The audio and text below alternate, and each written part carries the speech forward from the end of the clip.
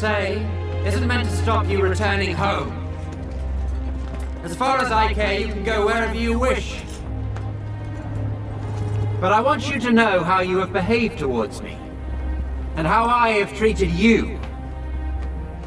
I'll begin, as is right, with my father, Philip. When he found you, you were mere peasants, wearing hides, tending a few sheep on the mountain slopes, and you could barely defend them from your neighbors. Under him, you began living in cities, with good laws and customs, and he turned you from slaves into rulers over those very barbarians who used to plunder your land. He conquered most of Thrace, taking the best harbors so there was trade and prosperity, and put the mines to steady work. The Thessalians, they used to terrify you. Well, we rule them now.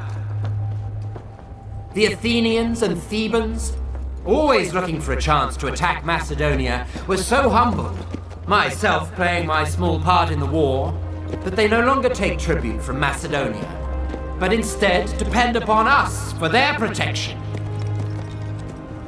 My father went to the Peloponnese and put their house in order. Then he was declared supreme commander of all the Greeks for the campaign against the Persians.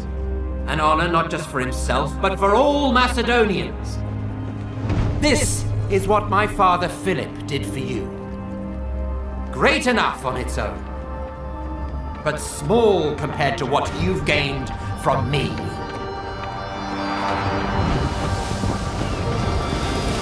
I crossed the Hellespont, even though back then the Persians still commanded the sea. I defeated the satraps of the great King Darius, and made you rulers of Ionia, Aeolis, Phrygia, and Lydia, and took Miletus by siege. The rest of the land surrendered willingly, and their wealth became yours. All the riches of Egypt and Cyrene, which I won without a fight, are yours now. Syria, Palestine, Mesopotamia, Babylonia, all belong to you. The wealth of Lydia, the treasures of Persia, the jewels of India and the outer sea. You are now satraps. You are generals and captains. What have I held back for myself apart from this purple cloak and diadem? Nothing. No man can point to my riches, only the things I hold in trust for you all. And what would I do with them anyway? I eat what you eat. I get no more rest than you. Many times I have spent the night on watch so that you could sleep soundly. Who among you believes he's worked harder for me than I have for him? Come on! If you've got scars, strip and show them to me. I'll show you mine. There isn't one part of my body, the front at least, that doesn't bear a wound. My body's covered in scars from every weapon you can think of. Swords, arrows, stones, clubs.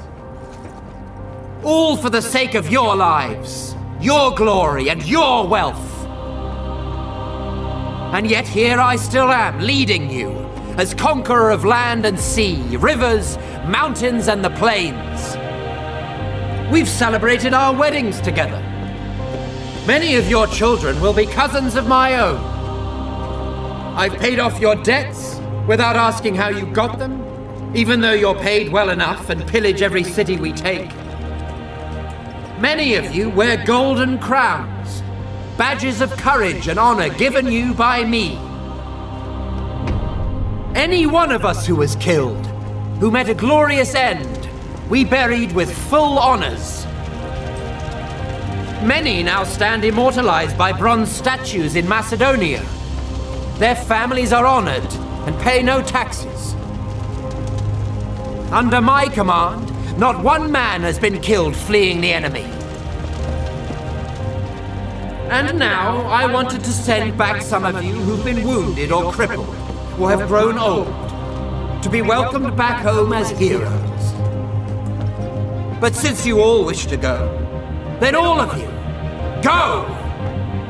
Go home and tell them that your king, Alexander, conqueror of the Persians, Medes, Bactrians, and Scythians, who now rules over the Parthians, Chorasmians, and Hyrcanians as far as the Caspian Sea, who's marched over the mountains of the